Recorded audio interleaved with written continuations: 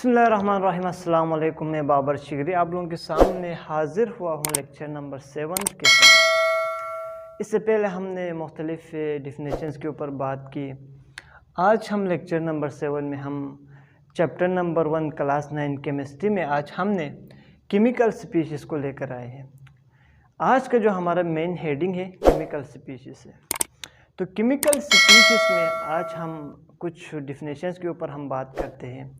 वो कौन से डिफिनेशन है जिसके ऊपर आज हम बात करने जा रहे हैं, वो है हमारे पास हम 3-4 बेसिक डिफिनेशन है जो कि हम केमिकल स्पीशीज़ में हम बात करते हैं। तो उसमें हमारे पास सबसे पहले हमारे पास है जनाब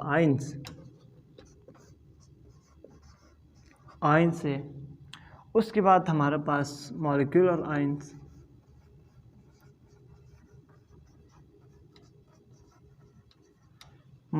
आयंस, है और उसके बाद हमारे पास थर्ड नंबर पे हमारे पास क्या है, फ्री रेडिकल्स।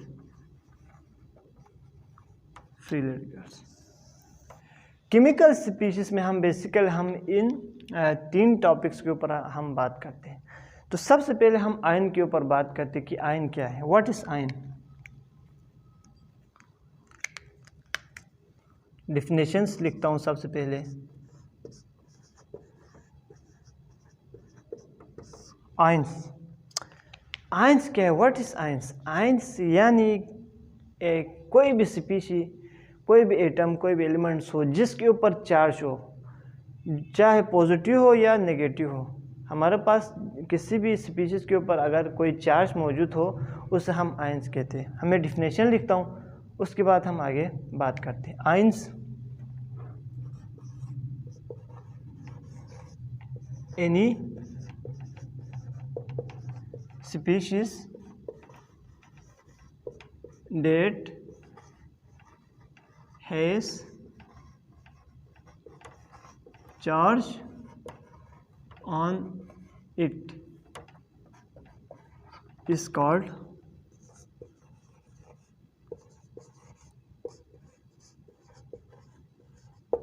आयंस। आयंस क्या है, आयंस यानी हमारे पास डिफिनेशंस हमारे पास इधर मौजूद है। Any species that has charge on it. कोई भी स्पीशी हो, कोई भी एटम हो, ग्रुप ऑफ एटम हो, उसके ऊपर कोई भी चार्ज मौजूद हो, पॉजिटिव हो या नेगेटिव, जो भी अगर किसी के ऊपर मतलब एक चार्ज अगर मौजूद हो उसे हम क्या कहते हैं, आयंस कहते हैं। फॉर एग्जांपल हमारे पास क्या है इधर, सोडियम के ऊपर हमारे पास क्या है, Na पॉजिटिव। यह हमारे पास क्या है, इसे हम क्या कहते हैं, इसके ऊपर पॉजिटिव चार्ज है, यह हमारे पास क्या है, हम इसे आयन कहते हैं। उसके बाद आयंस के हमारे पास बेसिकली 2 टाइप्स है।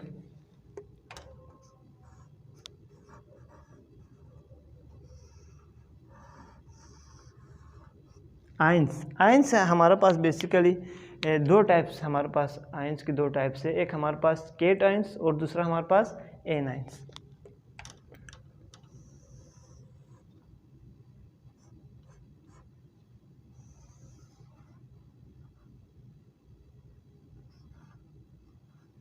केट आयंस,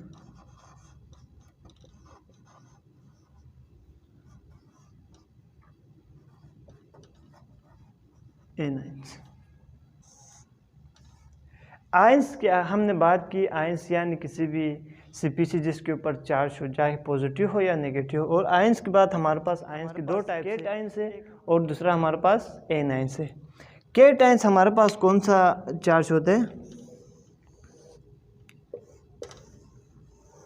केट आयंस हमारे पास पॉजिटिव चार्ज को हम केट आयंस कहते हैं और नेगेटिव को हम एन आयंस कहते हैं। इसको डिफिनेशन लिखते हैं, फिर हम उसके ऊपर एग्जांपल के ऊपर आते हैं कि ये कैसे नेगेटिव बनते हैं और ये कैसे पॉजिटिव बनते हैं। तो सबसे पहले इसके मैं डिफिनेशन लिखता हूँ, उसके बाद हम एग्जांपल के बाद चलते हैं। केट आयंस यानी एन एटम और group of atoms having positive charge, यानी कोई भी एटम हो या ग्रुप ऑफ एटम हो जिसके ऊपर पॉजिटिव चार्ज हो उसे हम क्या कहते हैं, केटायंस कहते हैं। एग्जांपल में हम फिर सोडियम लिखते हैं, सोडियम N है हमारे पास, हमारे इसके ऊपर पॉजिटिव चार्ज, और इधर हमारे पास क्या है, एनाइंस यानी नेगेटिव चार्ज।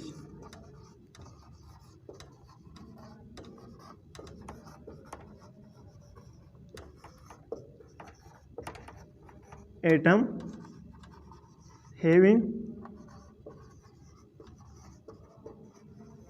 नेगेटिवली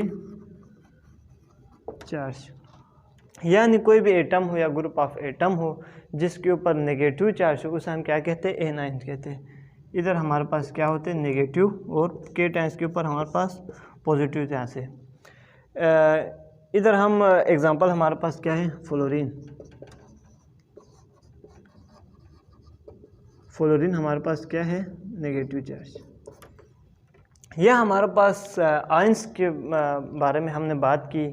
आयंस में हमने पढ़ा उसके डिफिनेशंस, उसके बाद टाइप्स पढ़ा, और हम देखते हैं कि ये कैसे बनते हैं, केटायंस कैसे बनते हैं और एनायंस कैसे बनते हैं। हम उसके ऊपर एक एग्जांपल लेते हैं, फिर हम उसके ऊपर हम बात करते हैं।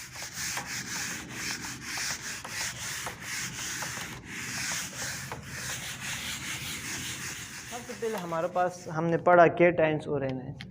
एक एग्जांपल लेते हैं, एक एग्जांपल के थ्रू हम केटायंस और एनायंस के जो फॉर्मेशन है कैसे बनते हैं हम उसके ऊपर बात करते हैं। तो हमारे पास सबसे पहले सोडियम है, हमारे पास सोडियम हमारे पास क्या है जनाब, इसका जो हमारे पास क्या है, एटॉमिक नंबर हमारे पास क्या है, हमारे पास 11 है। और एक साइड पे हमारे पास फ्लोरीन है,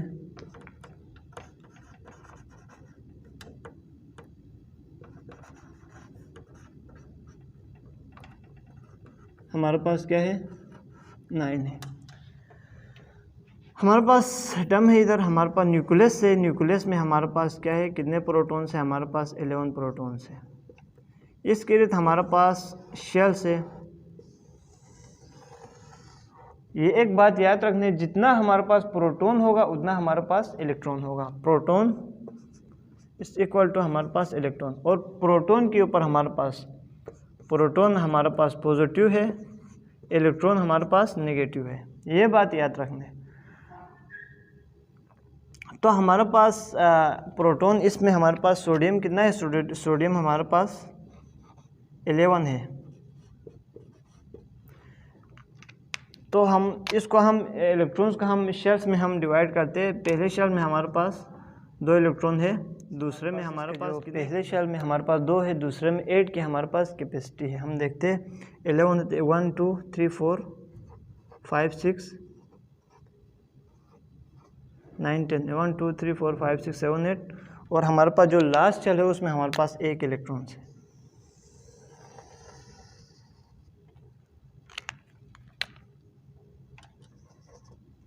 इसमें हमारे पास 1 इलेक्ट्रॉन है। और हमारे पास फ्लोरीन है, ये न्यूक्लियस है, इसके अंदर हमारे पास कितने प्रोटॉन है, 9 प्रोटॉन है। और इसके ये शेल है, पहले में हमारे पास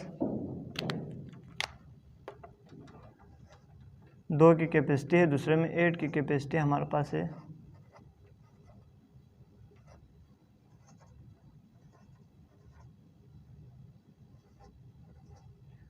वन टू थ्री फोर 5 6 7 8, एक ज़्यादा हुआ है तो हमारे पास क्या हुआ, ये हमारे पास फ्लोरीन है। 9 हमारे पास फ्लोरीन है। यह हमारे पास हमने एक एग्जांपल के तौर पर लिया कि ये पॉजिटिव कैसे बनेंगे और नेगेटिव कैसे बनेंगे। अगर हम सोडियम की हम बात करें तो सोडियम में हमारे पास कितने प्रोटॉन है, 11 प्रोटॉन है, और जितना प्रोटॉन होगा उतना हमारे पास इलेक्ट्रॉन भी होगा। और फ्लोरीन के पास हमारे पास 9 है। तो आप देखिए इधर हमारे पास इसका जो ऑक्टेट है, लास्ट शेल में 1 इलेक्ट्रॉन से, तो इसको ऑक्टेट को पूरा करने के लिए, इसको 8 पूरा करने के लिए हमारे पास इसको 7 इलेक्ट्रॉन की ज़रूरत है।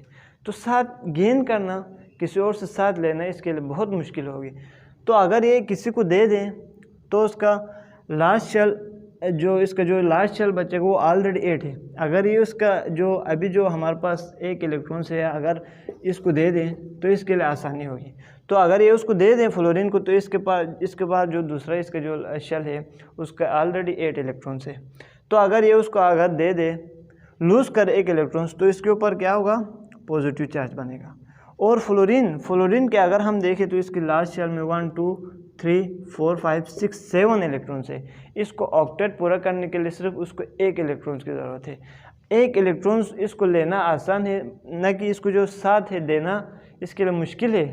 एक इलेक्ट्रॉन्स हासिल करना इसके लिए बहुत आसान है। तो अगर ये एक इलेक्ट्रॉन अगर ये गेन करे सोडियम से, तो इसका जो लास्ट शेल है उसमें एक इलेक्ट्रॉन्स की तादाद ज़्यादा होगी, तो इसका 8 ऑक्टेट पूरा होगा।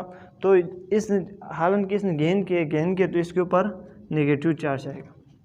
और इसके ऊपर सोडियम ने एक लूज़ किया तो इसका ऑक्टेट पूरा हुआ, और इसके ऊपर क्या हुआ, पॉजिटिव चार्ज।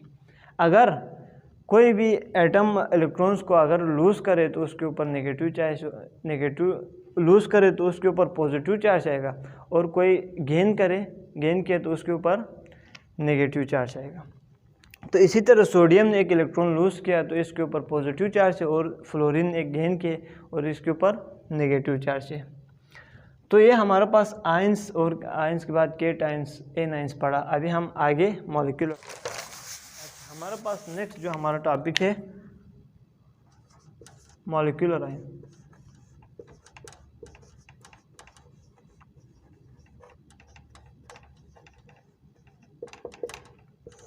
मॉलिक्यूलर आयन भी सेम इसी तरह है, यानी इसमें क्या है, कोई भी मॉलिक्यूल हो, मतलब कोई मॉलिक्यूल इलेक्ट्रॉन को लूज या गेन करे तो हमारे पास क्या बनेगा, मॉलिक्यूलर आयन। डेफिनेशन लिखता हूँ हम पहले।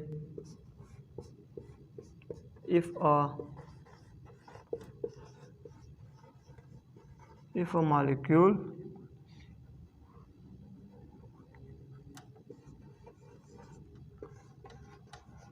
lose or gain electron, they form molecular ion।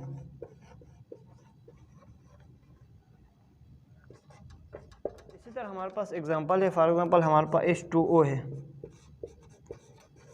H2O for example ये अगर इलेक्ट्रॉन्स को लूज करे एक इलेक्ट्रॉन्स, तो इसके तो क्या बनेगा, ये तो हमारे पास ये पॉजिटिव बनेगा, ये हमारे पास पॉजिटिव बनेगा। इसके बाद हमारे पास जो है नेक्स्ट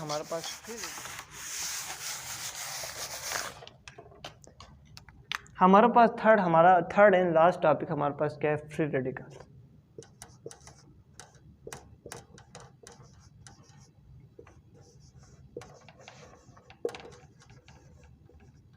फ्री रेडिकल्स हमारे पास है थर्ड टॉपिक, और लास्ट हमारे पास फ्री रेडिकल्स है।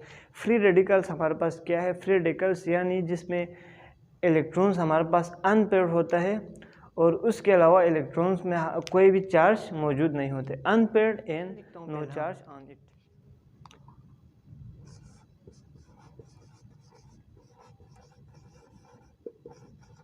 Free radicals are those which has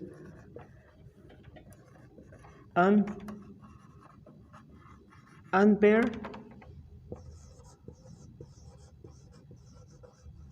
electrons and no charge। Free radicals में हम दो बातों के ऊपर हम बात करते हैं। इसमें क्या होते हैं, एक तो इलेक्ट्रॉन्स पेयर नहीं होते, अनपेयर होते, और उसके बाद इसके पास क्या होते हैं, इलेक्ट्रॉन्स के ऊपर कोई चार्ज नहीं होते। फॉर एग्जांपल हमारे पास हाइड्रोजन है, हाइड्रोजन में हमारे पास कितने, एक इलेक्ट्रॉन्स है, इलेक्ट्रॉन्स हमारे पास 1 है। तो एक इलेक्ट्रॉन्स हमारे पास अगर हम इसमें किया तो हमारे पास क्या बनेगा, एक इलेक्ट्रॉन्स, इसके पास पेयर। तो आज हमारे पास जो टॉपिक था हमने पढ़ा, 3-4 टॉपिक्स था हमारे पास। उसके बाद हमने जिक्र किया केमिकल स्पीशीज़ में हमने 3-4 पढ़ा, पढ़ा। आयंस के ऊपर हमने बात की, आयंस की टाइप्स के ऊपर बात की, केट आयंस, एन आयंस। उसके बाद हमने मॉलिक्यूलर आयन के ऊपर बात की, फ्री रेडिकल्स के ऊपर हमने बात की। तो आज का जो हमारा लेक्चर नंबर 7 में हमने 4-5 बेसिक टॉपिक्स थी, उसके ऊपर हमने बात की। तो इंशाल्लाह हम इसके आगे हम नेक्स्ट लेक्चर नंबर 7 में हम नेक्स्ट टॉपिक को हम लेके आप लोगों के सामने हाजिर होंगे इंशाल्लाह। और आप लोगों को कोई भी सवाल, कोई भी क्वेश्चंस किसी हवाले से, टीचिंग मेथड अगर समझ नहीं आ रहे, अगर मुझे कोई चेंजिंग करना चाहे किसी भी हवाले से, तो आप लोग कमेंट बॉक्स में ज़रूर आप लोग अपना फीडबैक दीजिएगा। इसके अलावा कोई चीज़ समझ नहीं आ रही तो आप लोग बता दें। इंशाल्लाह मैं भरपूर कोशिश करूँगी कि आप लोगों को सही, इससे भी बेहतर अंदाज में समझाने की मैं कोशिश करूँगी इंशाल्लाह। आप लोग ज़रूर कमेंट बॉक्स में आप लोग बता दें कोई किसी चीज़ के हवाले से भी। तो आज के लिए इतना काफ़ी है। इंशाल्लाह नेक्स्ट लेक्चर में हम दोबारा हाज़िर होंगे। बाकी आप लोग बाबर शिकरी चैनल को सब्सक्राइब करें, लाइक करें, शेयर करें, कमेंट करें। अल्लाह हाफ़िज़।